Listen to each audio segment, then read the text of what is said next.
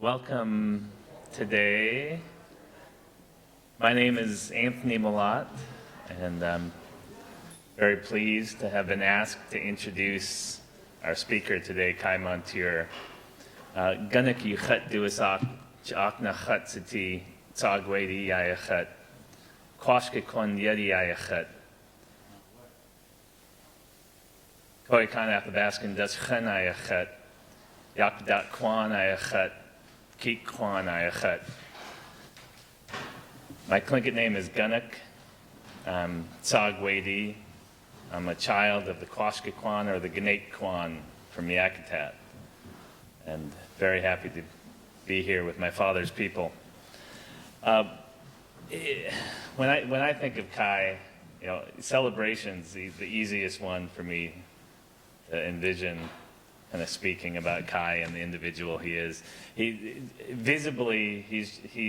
just a disciplined young man. It just comes out. I mean, I see it, and I hope other people see it. And I have a sense of where that comes from. His family is absolutely amazing. They've instilled in him great cultural pride. They've given him cultural knowledge, cultural traditions, not just spoken, but actual practices. Being raised in Yakutat, spending the time there with his grandparents and his family. His family really encompasses the native value Hashuka. They don't just learn, they truly understand our ancient knowledge, our ancient practices, and even more to the value, they take that knowledge and that understanding as a responsibility to perpetuate that for future generations. George Ramos and Elaine Abraham are two of our great culture bearers, not just for Yakutat, but for all of Southeast, probably Alaska. Kai's mother, Judy, is a culture bearer.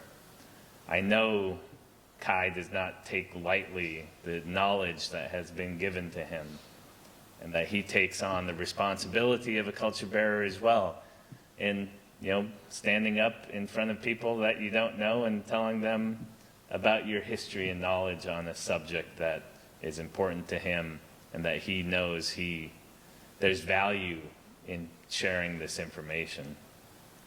I think what you'll see from the presentation today as well is that there's absolutely modern day warriors for our culture. Kai, a very visible representation of a modern day warrior. I know some of you may have heard of our language warriors who fight to save our languages. We have individuals like Doug Chilton and Wayne Price who are bringing back our canoe culture. We have a long history of social and policy warriors who have fought for the betterment of our people. If you think about the history of the A&B and the ANS, over 100-year history, you get a sense of how our traditional and modern warriors have weaved together this identity, this carrying forward of the warrior spirit. The A&B ANS took on that warrior spirit and carried it forward for 100 years of fighting for the rights of our native people. One of the best stories I've heard of a modern day warrior, the one that I like the most, is from Ethel Lund.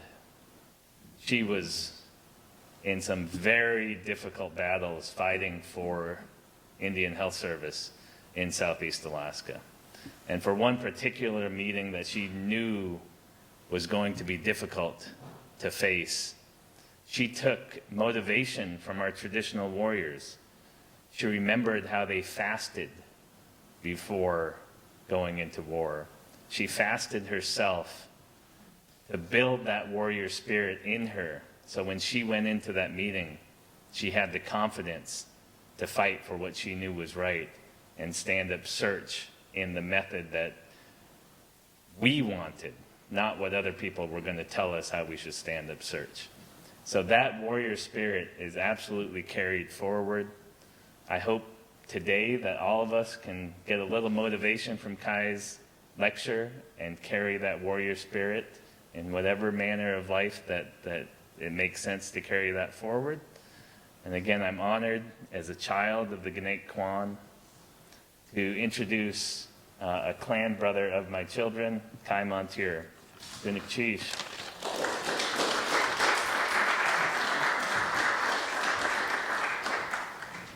Tlain K'inéix K. Anyat Khusani. Anyat Khusani. Akwan. Suach Dachanuchu. Chakna. Tlain K'inéix K. K'inéix K. Yuchatuasak. Yakutat Dach. Su K'inéix Dach. Achna K'inéix K. K'inéix K. Kwashka Kwan. Tsisku hit achiti. Kain Keichaki Yeti Chatsati. Chaya Gunachu Suknachati Jachchan Chatsati. Tlain K'inéix K. For those of you that speak Tlingit, you know that means hello. But I also included my lineage, as my kinsman said. I am from the K'inéix K, the Copper River clan, from Yakutat, and my family is the Owl House. My birth name was K'inéix, which is a combination of Tlingit and K'inéix, and that's one of the ancient names that belongs to my clan, and it means the man who brings war.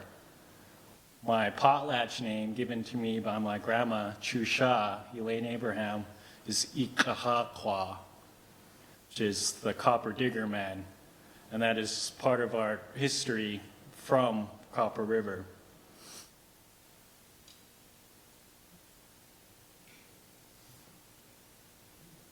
The first thing I wanted to do before I really speak is sing an honor song for our fallen warriors.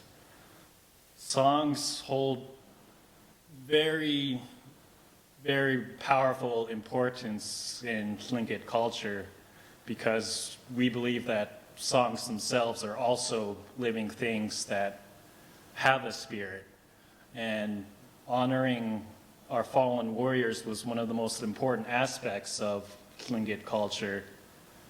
Tlingit people were called the Apache of the North because we were so warlike.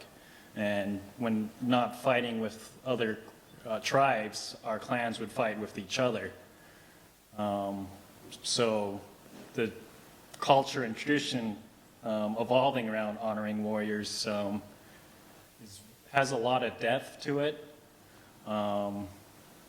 and it can depend on the context of who you have with you when you do an honoring song or ceremony. Tlingit protocols for respect and honor are always relative to the people you have present because of your connections to their bloodline and their connections to yours. The concept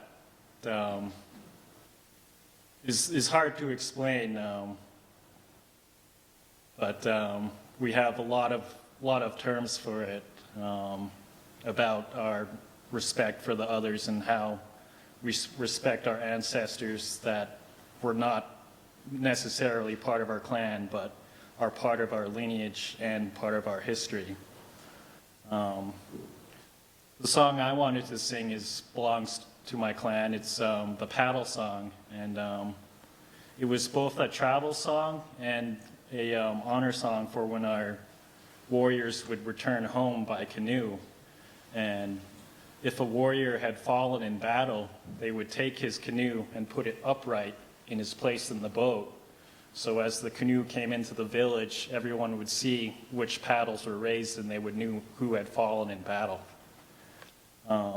So this song I would like to sing, not just in honor of my ancestors that have fallen in battle, but of everyone in the room. And if there's any veterans in the room, I'd also like to ask you to stand up so that we may honor you too for your service in protecting us as warriors.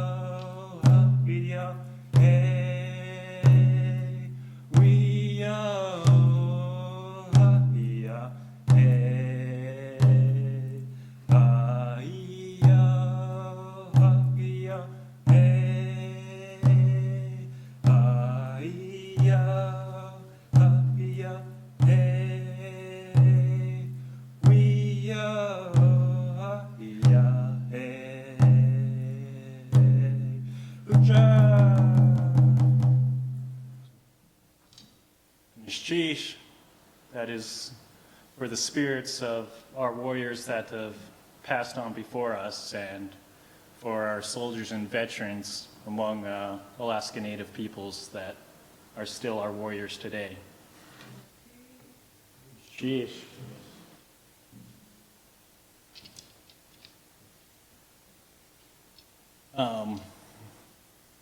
Another important part of our honor is, of course, honoring our matriarchs and clan leaders present. And the teachers of my teachers. When you're raised by traditional grandparents, they don't just pass on their knowledge to you, they pass on their personal history and how they learned what they did and what they know of how their teachers learned what they did.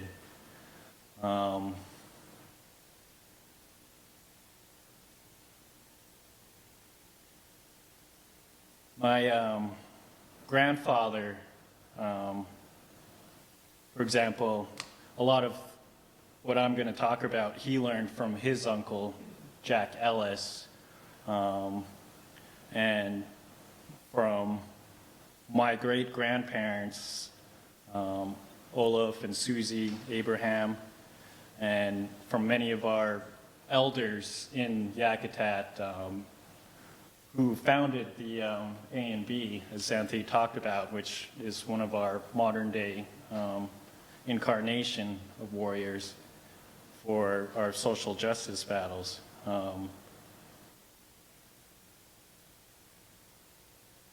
And I myself was taught by many of the other elders in Yakutat who are also family. My grandmothers, Lena Farkas, Nellie Vale, our teachers, Ted Valley, many names of people that taught the people who taught me and who I've had the fortune to learn from and still be learning from. So I would just like to acknowledge that as being an integral part of a way a warrior was raised, because it was a way all Tlingit were raised. To have very strong acknowledgement of your opposites, of your family, and of your teachers in life. This was probably the first thing a warrior was trained for, because it was the first thing Tlingit people were trained for.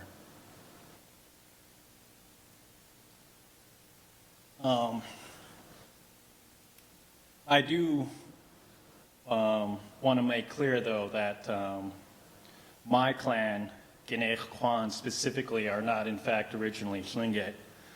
We are originally Atna Athabaskan from Copper River, near the Chidna area, which is where we get our name K'inéix from, because that was our original name for our homeland. And we were originally part of the Red Face Paint clan in Copper River. But over 1,200 years ago, our people split in half. And we still keep our oral history about why that happened. And the kind of the basic gist of it is that when our chief died, the most valuable possession of our people was a giant bowl carved out of moose horns. And that was symbolic of who had leadership of our clan there. And both sons both tried to lay claim to it, even though one was older and had more right. Both sons were equally popular among our people. And when the elders opted to follow tradition and give it to the older brother, the younger one decided that he was just going to leave and start his own clan. So that was the start of my ancestors taking a almost 800-year journey from Copper River down through the Bering Glacier, Cordova area, and into Yakutat during the Mendenhall Ice Age. And at that time, glaciers actually covered the entire coastline of southeast in that area. So high, in fact, that they were covering up all the mountains around Yakutat. It's part of our old history of our migration story is that when we first saw Mount St. Elias, all we could see was the tip sticking out of the top of the glacier. And one of my ancestors actually mistook it for a rabbit and shot an arrow at it.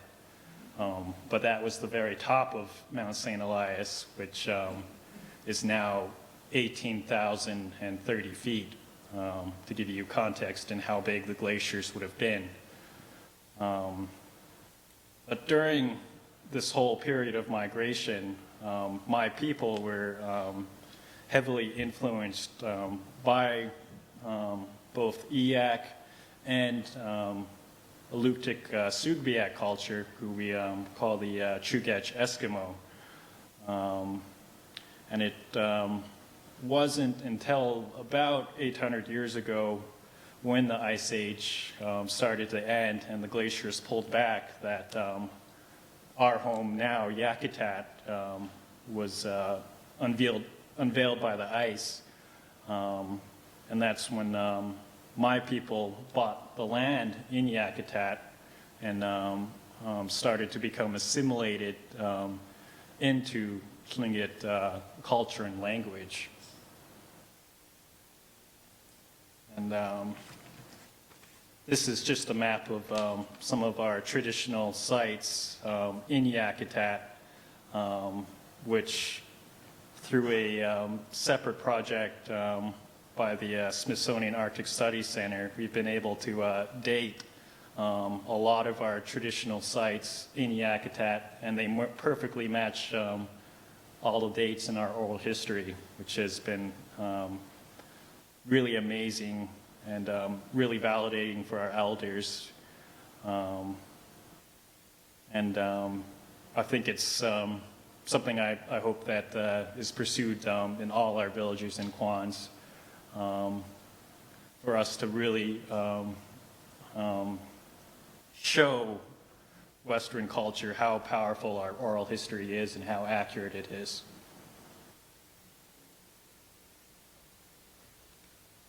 These are the 5 main clans that come from my area.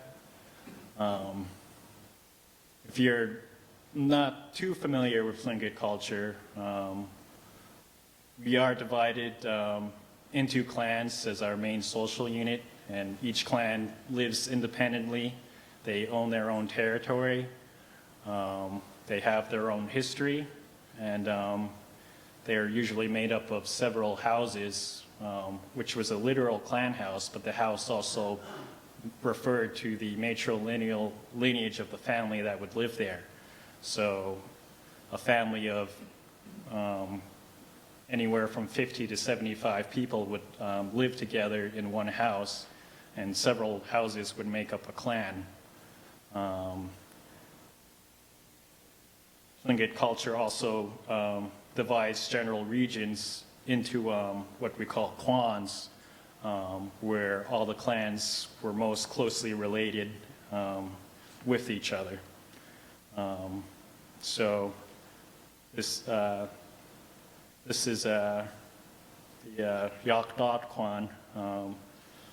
Yakutat, our word, means where the canoes rest. This is just some pictures of my family. That's my grandma and her father, Olaf Abraham, and my mom. And I just wanted to show you how our Athabascan roots have still stayed with us in the K'inéix K.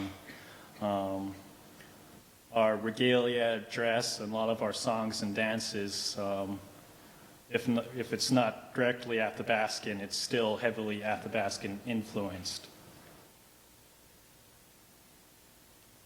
And these are my great-grandparents.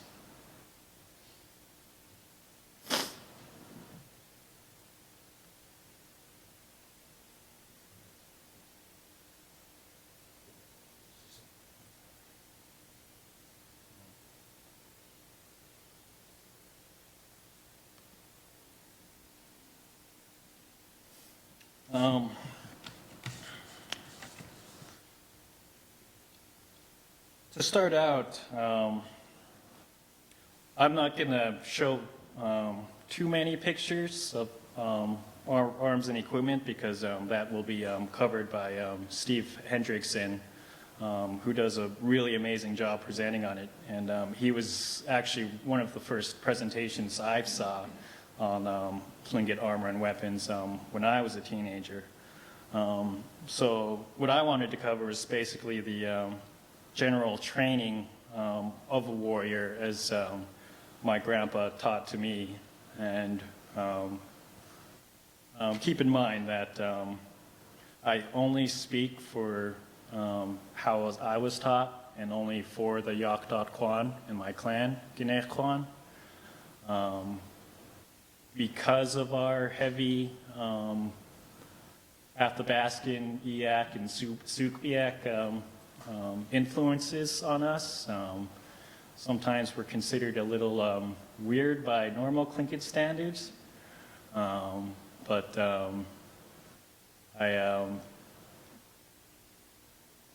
I believe that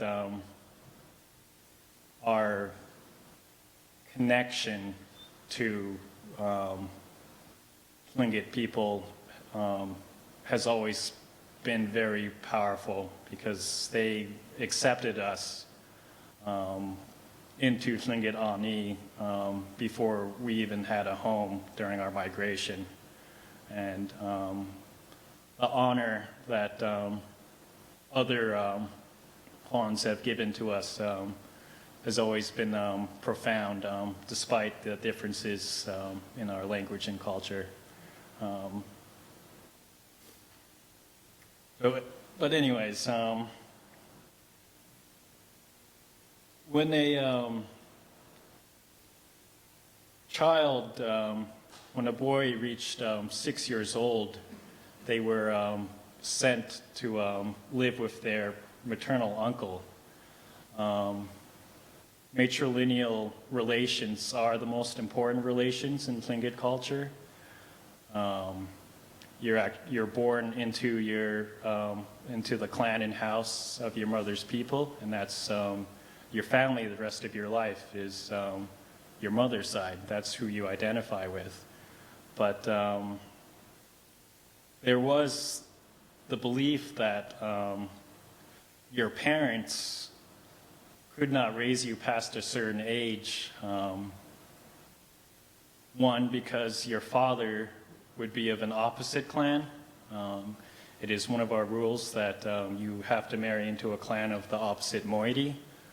And the rules about respect between opposite moieties are some of the strictest. Our culture really revolves around the concepts of balance and reciprocity, especially between clans of different moieties. So since your father would always be someone from an opposite clan from you, your relationship with your father had to be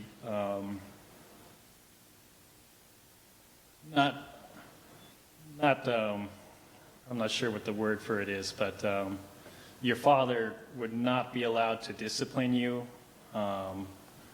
strike you, or, speak harshly about you, even as a father figure, because their role as a clan opposite comes before that. And your mother, because of their love, it was believed that they would also be too gentle with you. So all Tlingit boys were sent either to their maternal uncle or to the next closest maternal male relation that can take on the uncle's role of training and raising the boy for the rest of his life. Because your maternal uncle is the same clan as you, unlike your father, your maternal uncle has the right to be harsh and strict with you and to raise you in the very harsh traditional way that Tlingit boys were raised before contact. One of the first things boys would have to do would be to go into the water at sunrise. The uncles would wake up all the boys and say, "K'inéix K," send everyone to get into the water, and the boys' task would be to stay in the water as long as they could without passing out. And this was environmental training, because we'd spend half our lives on the water anyways for subsistence, and because raiding was such a big aspect of Tlingit warfare, especially by sea. So conditioning to water was really big aspect of Tlingit warrior training. It was done daily from the point a boy was 6 to their time when they go through their adulthood ceremony. And that was all year round. That was including fall and winter time. And when the boys would get out of the water, the uncle would whip them with either alder branches or willow branches to the point of bleeding, so that they could build up calluses on their skin. And this was also a challenge for the boys, who would of course be trying to prove who is the strongest of their clan. So my grandpa talks about the ultimate challenge for boys would be to lean forward and to put your face into the whipping, so that your face would become whipped and calloused.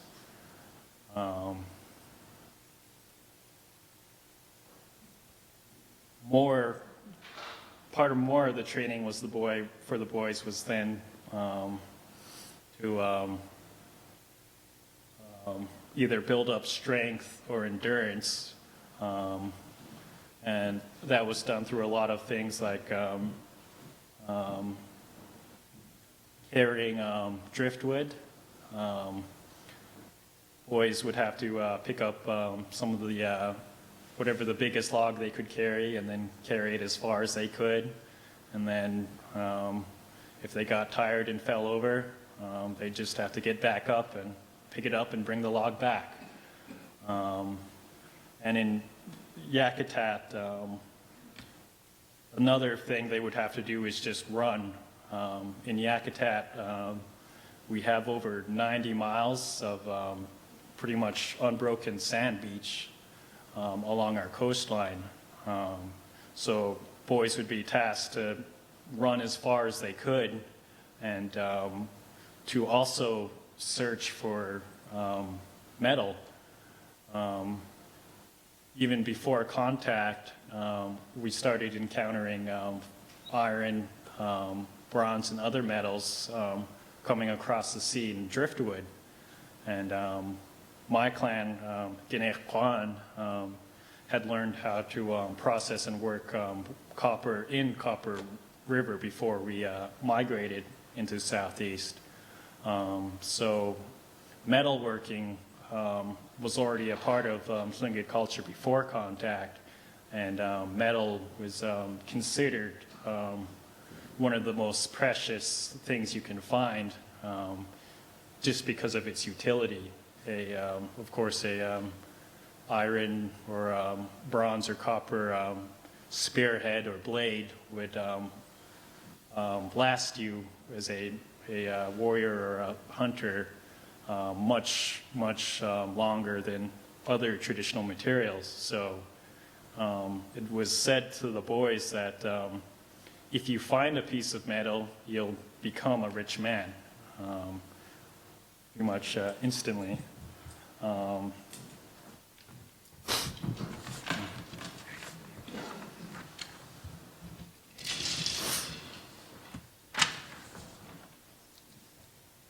The training for boys would also include the arms and armor. Armor was only given to what were considered the strongest and best warriors. So part of the training of the boys was constant competition with each other. So in all of these different things they would do, they would be trying to show themselves as the toughest and best member of the clan. And that would include wrestling, and weapons training. You were, from that early age, from 6, around that age, you would start to test out the different Tlingit forms of weaponry, which were spears, clubs, hammers, and daggers. And we have 2 types of daggers, which are pretty iconic for Tlingit people. The double-bladed kwasla, and the jakanat, the handy knife. Training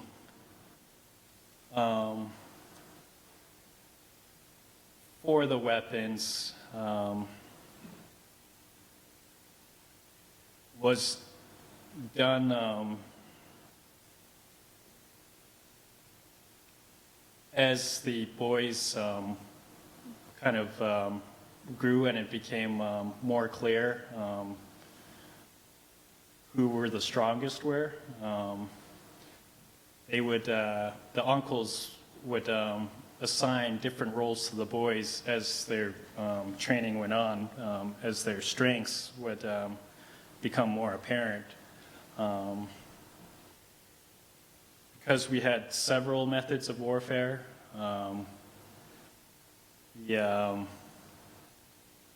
raiding at nighttime was the most common form,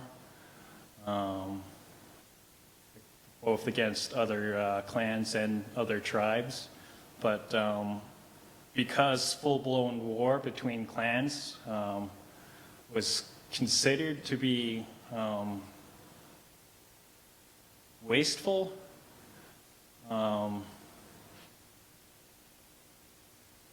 we took the matter of settling wars very strictly because of our honor system is so strict and harsh, an eye for an eye. But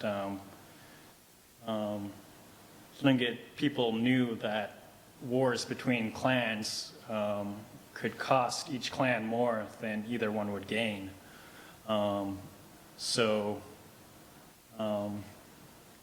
Pitched battles between clans is ultimately what the training would lead to, but that was considered the last option in warfare. More often than not, wars would try and be settled by duels or by negotiation or arbitration. But because duels, either in the pitched battle or in between two clans, were considered so important, skill and technique and strength was encouraged and pursued in the training of the boys, so that you have warriors that can either settle clan conflicts for you by a duel without escalating things to full warfare, or in the case of a pitched battle, they weren't often, they weren't fought until a rout. They were fought until more of the champions of one clan were killed than the other. So individual skill and strength was what was prized in the training of boys, at least from the tactical sense of warfare. All along of, or part of all of this, though, was the training in the Tlingit perspective and philosophy of living, which can often seem or feel contradictory to how harsh our war culture was. But at the same time as these boys were being trained so rigorously every day, they were also constantly being taught social lessons by their uncles, because that was also their responsibility. And these were done a lot of ways. Parables were a big part. For boys being trained for warriors specifically, there's a lot of stories the uncles would tell about different animals and what their characteristics and personalities are like. Because Tlingit people believe everything has a spirit, everything is alive and has its own intelligence and personality.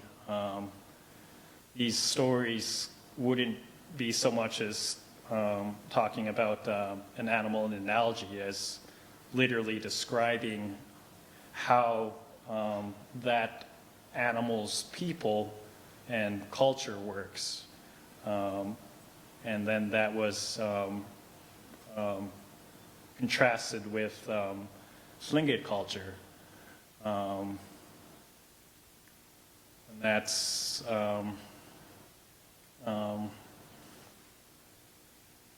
one of the main ways they would teach like moral lessons. And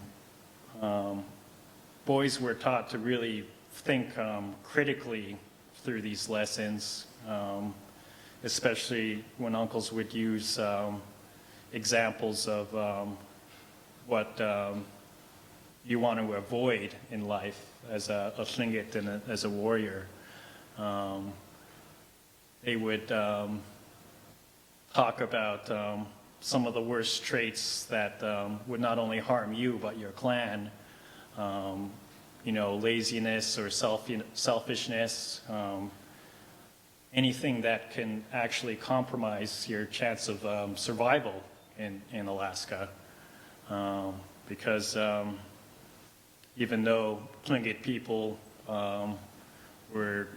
had very, rich resources, and we developed our culture so highly because of the abundance of our resources, it was still a struggle to survive. The winners, could be our harshest enemy. So putting or training boys for discipline outside of just warriorship was considered critical. The boys were raised with these parables and with these examples of stories of people from the past who had brought harm or misfortune to your clan. And you would be raised to tell yourself, Tlingit, I will not be that, or I am not that. And that was one of the driving things that they were taught, is to always, when you see people acting in ways that you know are not in the best interest of your house or clan, you tell yourself, Tlingit, I'm not that way.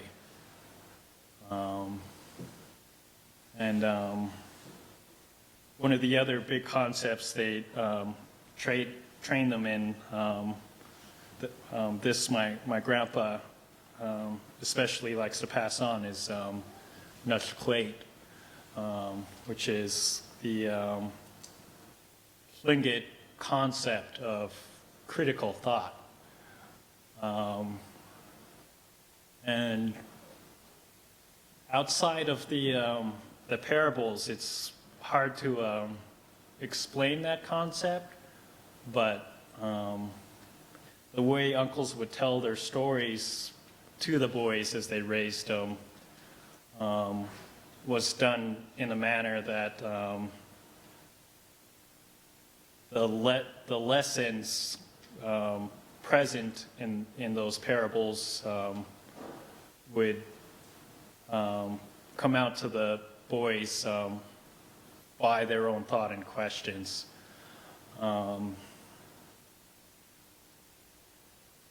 The training was extensive, but it wasn't easy. When boys didn't understand a story, if they were not able to explain the lesson back to their uncles or elders or teachers, they would have to basically sit and hear the story as many times as possible until they did understand.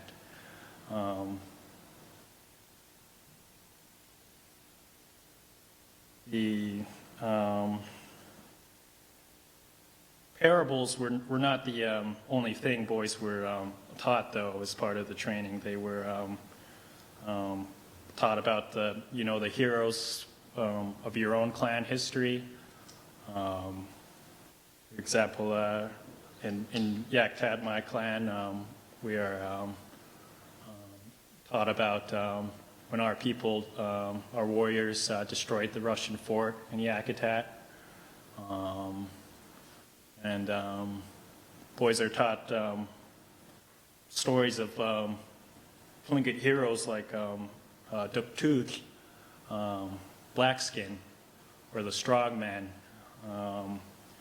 which is a very, very powerful story. There's a lot of different versions of it, but the original story, I believe, is from the K'inéix K. And that story is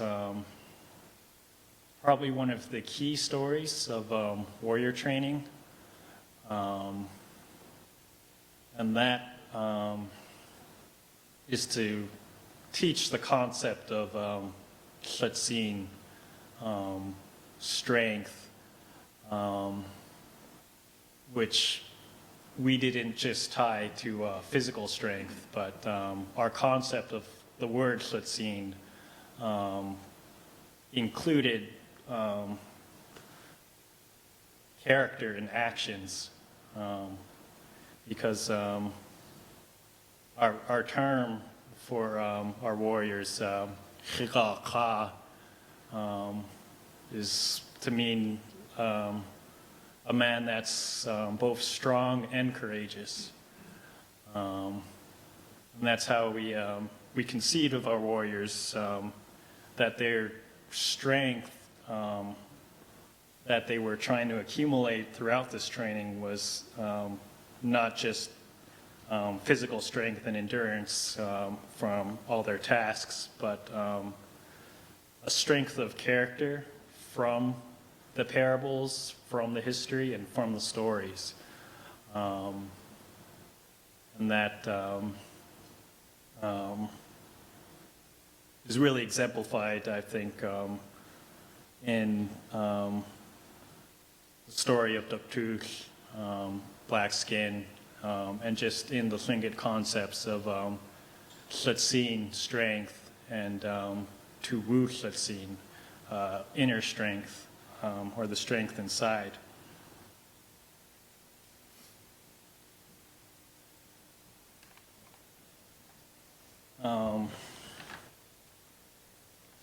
I do want to talk a little bit about the armor, though, just so you have a basic idea.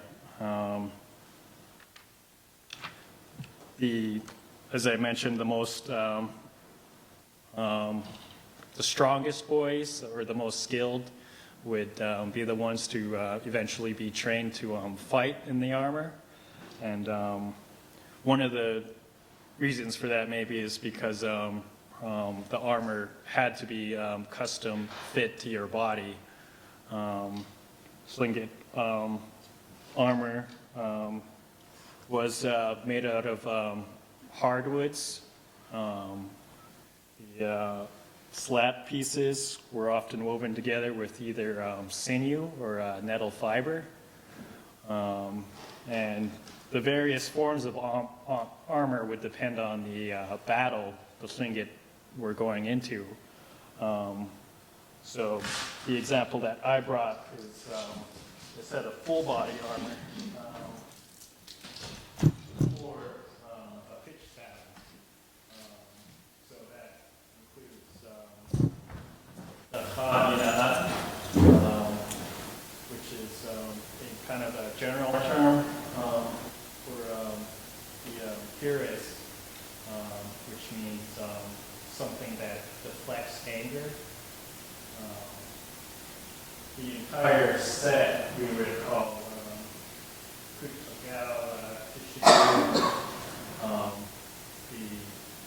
the tools of warfare. The helmets were carved out of wooden burrows. That is a large knot in the wood. And that was done because it would make the wood significantly stronger because the grain of the wood goes in several directions in the burrow. So if someone were to strike a helmet carved from a burrow versus normal wood, it would be less likely to crack because the force is distributed more evenly throughout the wood with the grain being the way it is. Our helmets, which sometimes be called Yakutat, which is like basically egghead. The term comes from an actual eggshell, which is considered to be protecting your head. And the collars were steam bent and also made to fit the face of the warrior specifically.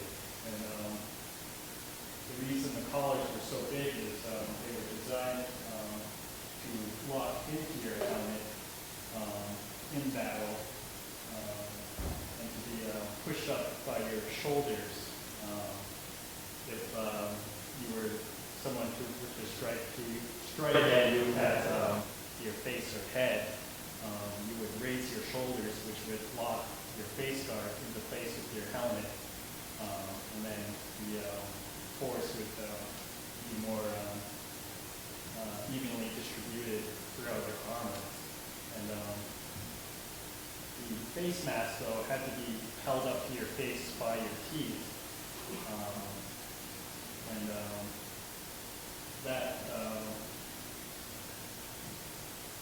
That would also make itself a kind of test of strength of the warrior, because they would have a saying that the man with the weak jaw is the first one to die. Because if you don't have the jaw strength to keep your face mask up all the time, then you could end up leaving your face exposed and fall in battle.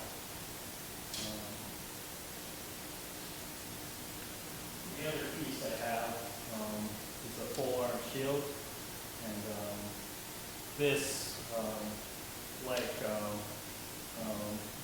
the skirt, would only be used in the full-on pitch battles between two clans.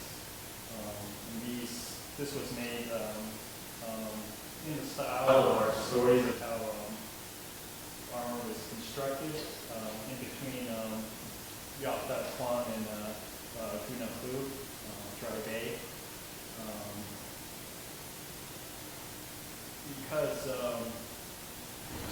Because of some of our clans were so populous before contact in the Yakutat area, there were a lot of major battles between our clans and tribe A and Yakutat.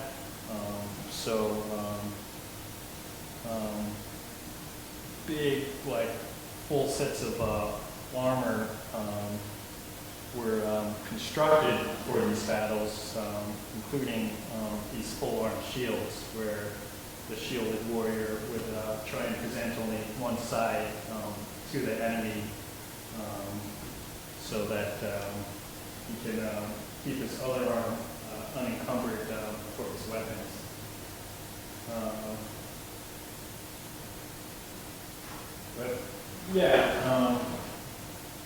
So all these various pieces, which I believe the other speakers will cover more about their construction stuff, these would all be custom made for the best the strongest or toughest or most skilled boys being raised to be a warrior. And once those men were selected, they were trained in units with 2 other boys or men. And that would make what we call Chai, a war party. So in battle, whether during a raid or in a pitched battle between 2 clans, the warriors in armor would always be paired with 2 other warriors who would not be in armor, but would be there to protect the armored man's back. Because your mobility is so limited in the armor and your field of vision in the helmet, the armored warriors would be the biggest threat to the enemy, but also the most vulnerable if they were knocked over. So from the time someone was selected to be an armor fighter, they would do the rest of their training with their two men at their back. And their role in battle is to always keep themselves oriented to the back of the armored man so that at any moment they can assist the armored warrior, either if he's fallen or if he's pressed by too many enemies at once. They would be their backup.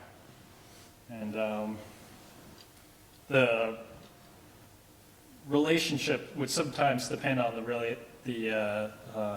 relationship of the boys in the unit, who might be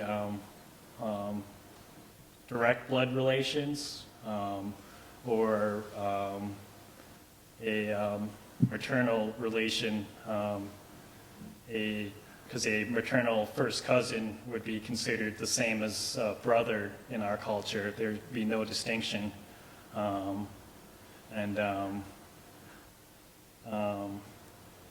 Especially when it comes to the warrior culture, there's specific protocols about the relationship between a uncle and maternal nephew.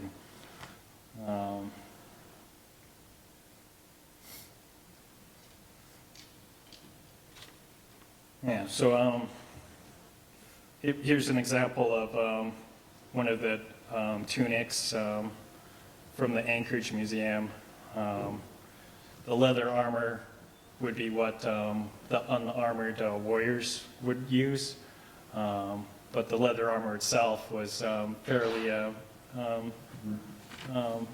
significant because it would be usually a heavy hide, like sea lion or moose or something traded from the lower 48, like elk. And they would be often triple folded and tied together so that you'd have anywhere from like an inch to an inch and a half of just pure leather armor. Oftentimes that was treated so it would be soaked with water, which would enhance its strength. Those would be part of the training too, for if you're going to be trained not as an armored fighter, but as part of a Chai, a 3-man unit.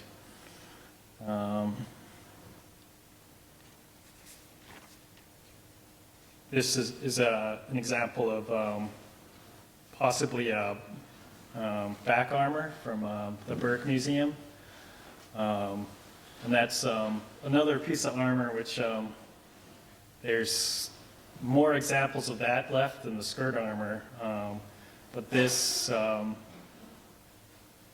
We believe to probably mainly be a trade item, because this would be a form of armor used more south than the Tlingit Nation, and this is basically a big back shield that goes over your back and then straps over your shoulders, because the back was the most vulnerable part of our armor design. We continually traded with other tribes to try and enhance our armor for combat. This is my grandpa with one of the the helmets at the Burke Museum, and some spears, or harpoons, I believe.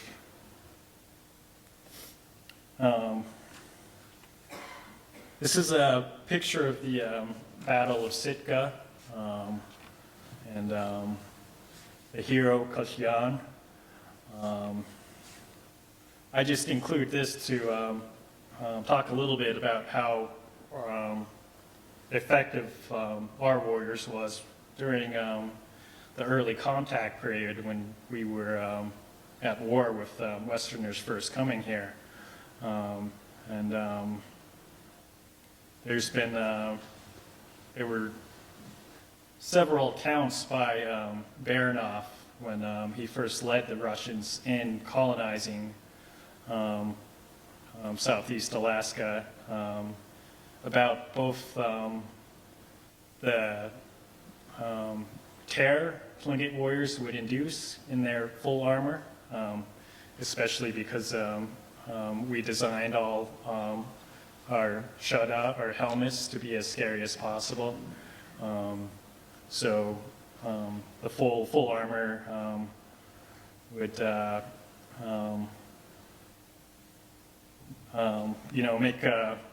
make the men seem bigger, and it would add to the terror, because the warriors would try and channel whatever spirit or being they have carved into their helmet as part of their tactic to terrify their foe. And because the armor itself was so dense, there's recordings of men in the full armor being able to, the armor actually resisting early Russian muskets and even cannonballs fired from the water. It was recorded that they were shooting cannons, literal cannonballs at Tlingits from shore, and the cannonballs weren't able to penetrate the armor either.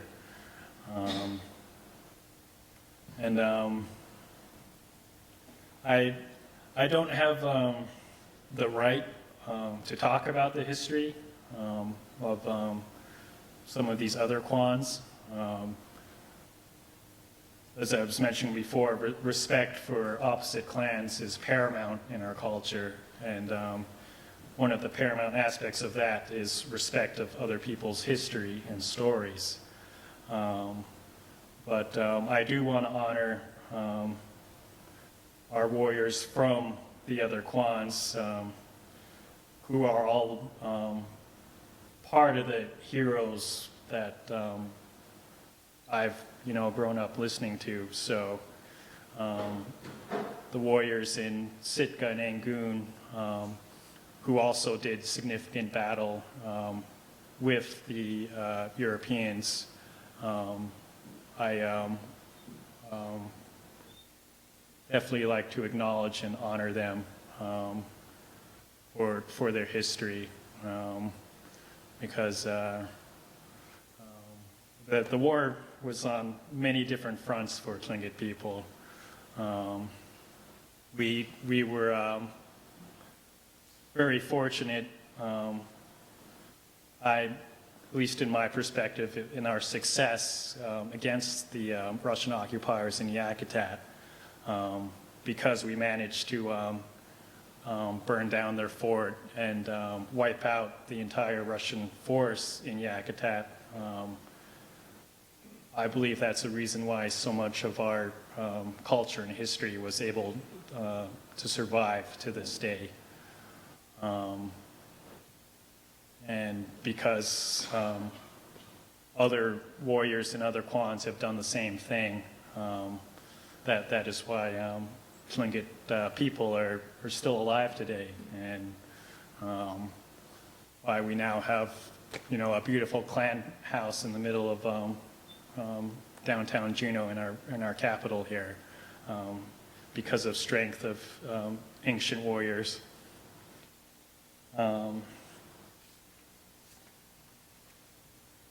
The warrior code is the ultimate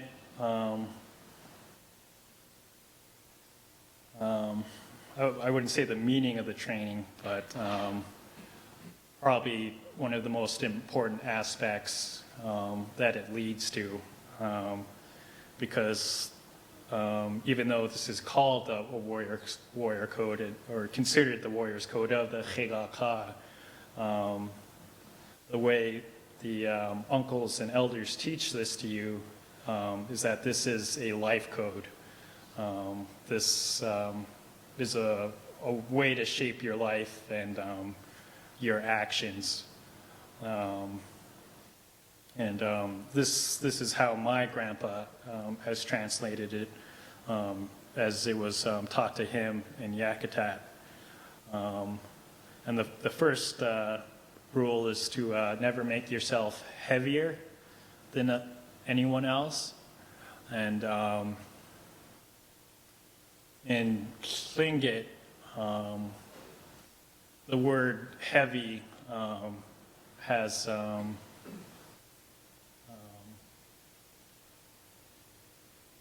the implication of internal things. When you live as a Tlingit,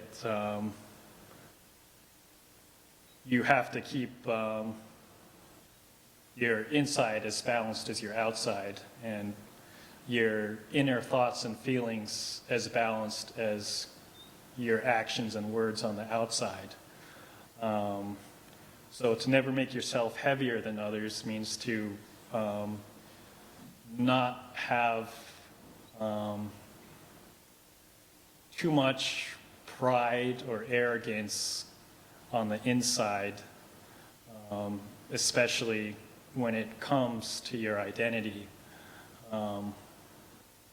Our identity, especially our matrilineal identity, is what we consider our most precious and most sacred, not possession, but the most beautiful part of your life, no matter what comes down to your matrilineal bloodline and history. But you can't let that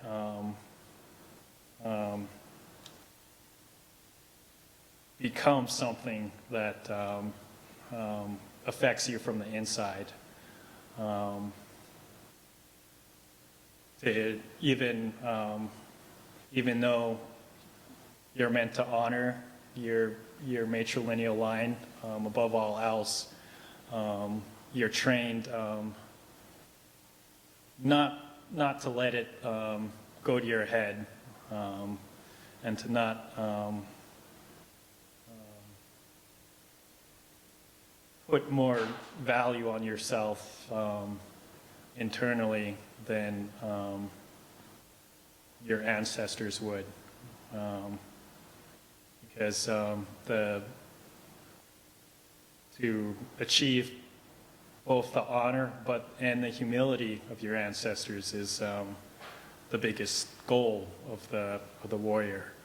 So that's just part of how you translate this concept. Never make yourself heavier than others. But like I said, everything is a balance, so you balance this with your external actions, that you need to be humble on the outside too. You don't brag about your lineage, even if you have a famous uncle or famous grandparents or great grandparents. You don't brag about that, and you don't hold that above anyone else, because all Tlingit people are connected through their lineages and through history and clan marriage and everything. Everyone is connected, so no matter how prestigious some members of your family might be in Tlingit culture, you still never ever hold that above anyone else or yourself above someone else. So you need to be humble in words and actions always, especially to your fellow Tlingit man. Number 3, reach for the hand of your fellow man and pick him up. And that's an actual, it gets fairly literal to the Tlingit original phrase, but this means, of course, public service to your clan, to your wáan, and just to people in general, that it's your duty to serve as a warrior, no matter what you've done for your people, no matter how many battles you've won, or even if you've defeated a famous warrior in single combat or done some kind of tremendous task or great honor as a Tlingit warrior, you still come back to your village and you serve. You do what your aunts and your grandmothers need. You help with all the subsistence and survival needs of the clan. And you don't, you never stop. It's non-stop service is one of the rules of the Tlingit Warrior Code. Number 4, always protect your people. I mentioned pre-contact, warfare was nonstop for us. If not against other tribes, then other clans. We were eye for an eye and tooth for a tooth, so any kind of crime between two Tlingit people always had to be settled on the clan level. If you hurt or steal from someone from another clan, it's your clan that pays. That connects back to the uncle-nephew relationship that I mentioned, and I'd like to add some more about that, but that's why I believe number 4 was vocalized as a rule, is that you always have to be aware of any time of any threat to your house and clan. There was no room for ignorance, basically, of threats. If you weren't prepared for battle, then your clan might suffer. And your children, who are also your ancestors, and they had to be protected at all costs. So, included, all the training and weapons and armor of a warrior. Earlier I mentioned the Jahanat. That's the one-bladed dagger, and Jahanat is something you have in your hand that is like most useful. And the Jahanat was earned by a boy when he went through his manhood ceremonies and became officially acknowledged as a warrior. And when you're given a Jahanat, which has your clan crest or your house crest on it, it becomes your duty the rest of your life to always have it with you at all times. We would use it on a neck strap, and it would be the first thing you put on in the morning and the last thing you take off at night. And that was part of number 4. That was just Tlingit law for a warrior, is you always have at least your dagger to fight, and you are always prepared for battle no matter what in defense of your clan. And number 5, fight to your last breath. Obviously,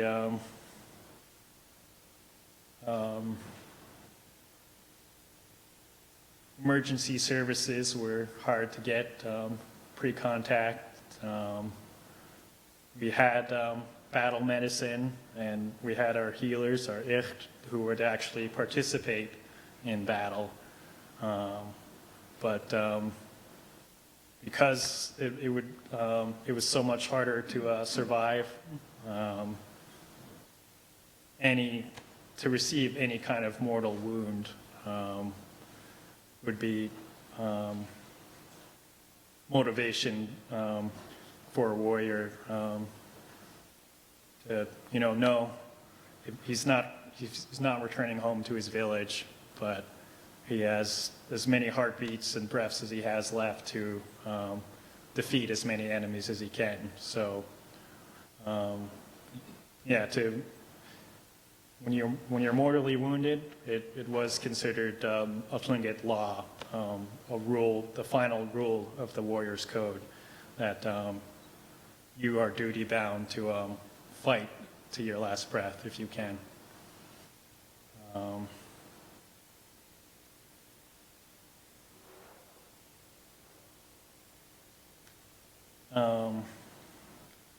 The construction of the armor, of course, is coming back.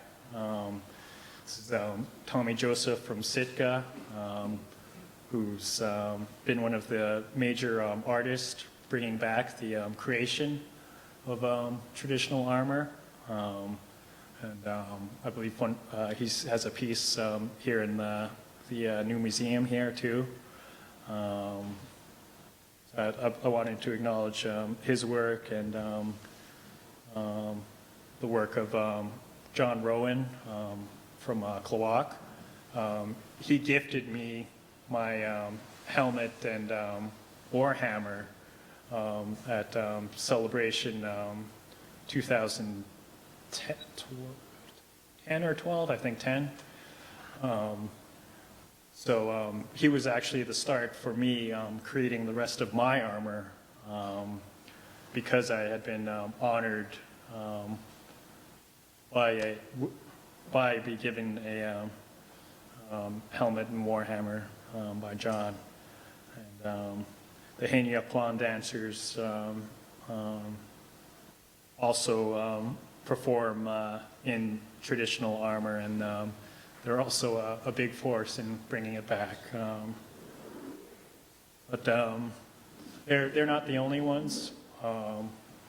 And of course, Tlingit were not the only people with a warrior culture and armor.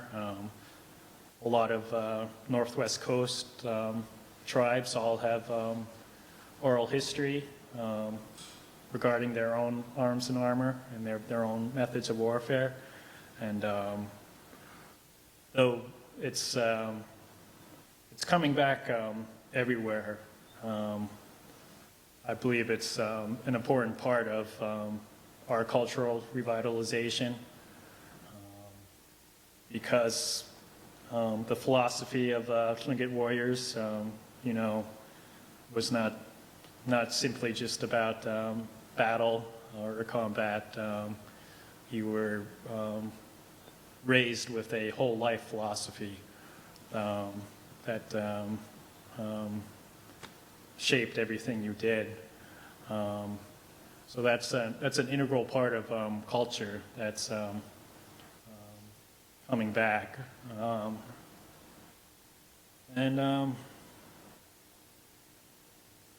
Yeah, and just perhaps to kind of bring this back to the uncle and the nephews. Like I said, the relationship between a boy or a man and his maternal uncle, from the male's perspective of Tlingit culture, is one of the most significant, because that man is the one who raises you from the time you're 6. So they, you know, become your parent figure, your teacher, and one of your primary leaders in daily life. But because the kinship was so strong, and the clan relationships were so strict, when it came to negotiating or trying to arbitrate an end to a conflict between clans during war, sometimes it would just call for a life. If someone from that clan was murdered and your clan is held accountable, and say that the nephew was the one responsible, sometimes the uncle would step in and sacrifice themselves in their nephew's place. And it's a story my grandpa told to me. And the reason the uncle would do it, or the reason he did it, is he said, it was my responsibility to train my nephew to follow all the ways, our ways and our laws, but I failed, so I will die in his place. And that could go both ways. Sometimes if an uncle committed a crime, he could ask, or not ask, you know, command his nephew to take his place and have his life taken as payment to the other clan. So the relationships, the maternal relationships in our culture, especially among our warriors, were really profound, really significant, and because we have our, you know, this whole culture where warfare is integrated into every part of it. We have, you know, had really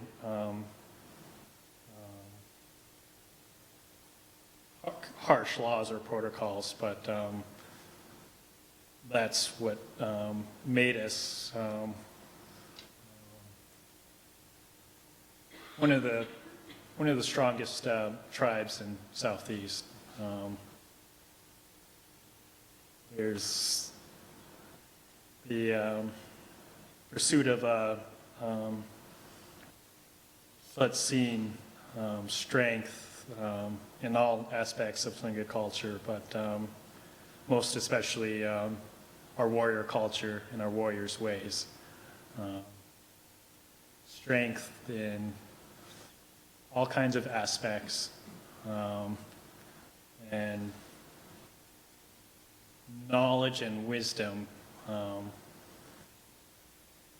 of the warrior code, of your clan history, of your clan relations to other clans, and of yourself. Like they teach in the parables and with Nutquate,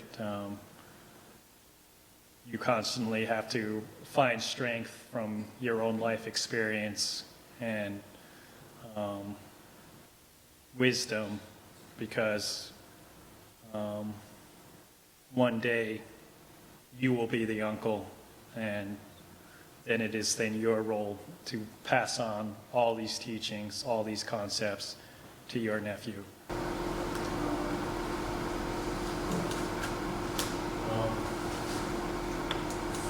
Yeah, I think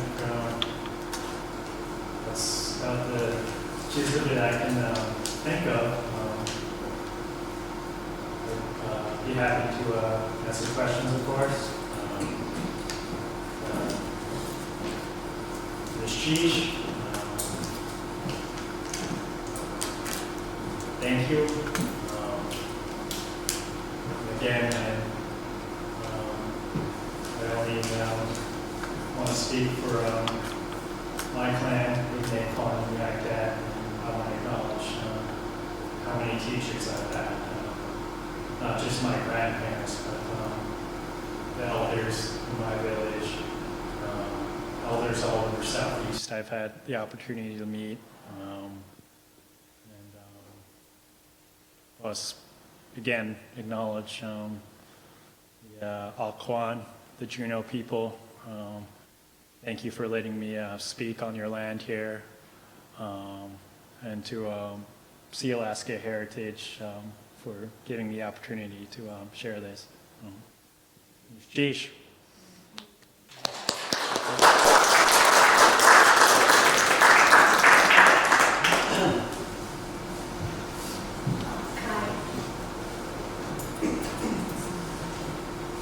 I just wanted to thank you and tell you how proud we are. It's really good to see that the teachings of your grandfather, who was on our Council of Traditional Scholars for years, and who gave us a lot of the knowledge that we are using to build, to develop our curriculum, is living on through you. And I just wanted to add our thoughts of pride in you, that your countrymen, Anthony, will not express. We're very, very proud of you. Thank you for continuing the work we've done. Ms. Jeesh.